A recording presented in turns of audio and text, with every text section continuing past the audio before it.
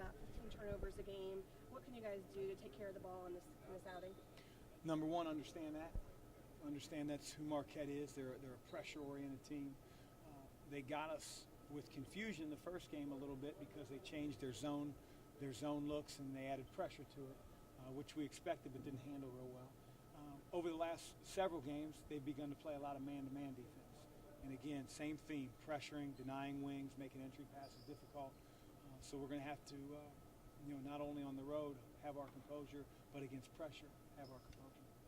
3 months into this season, are you able to better kind of figure out what your team is going to do tomorrow night? Are you able to be at practice here and kind of know the personality, the tone? I wish I could tell you the answer to that, John. No. And I don't know if it's because we have, 9 newcomers to the team, and sometimes that experience of knowing what you're getting.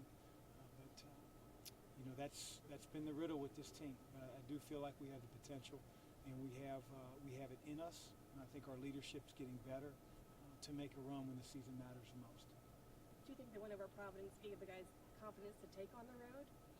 I think we have the confidence on the road. We have to have the composure on the road. We've been in every road game that we've played in since the Villanova game, whether it's Providence in overtime, Seton Hall, last-second type deal. We just have to be able in that last 4 minutes to make better decisions and to be the tougher team. I'll give you a couple more.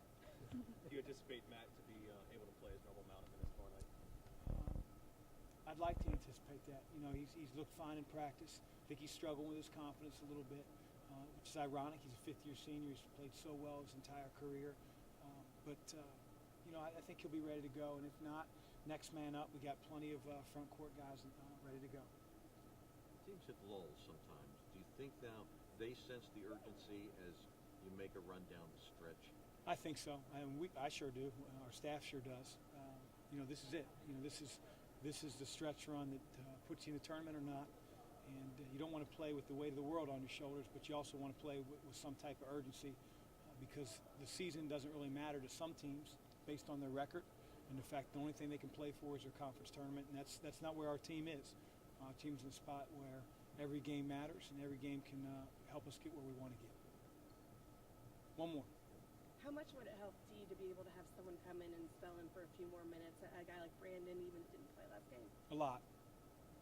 Is that good? No. I would say, I didn't want to take D off the floor because, number one, they were playing a lot of zone, so our offense wasn't necessarily moving.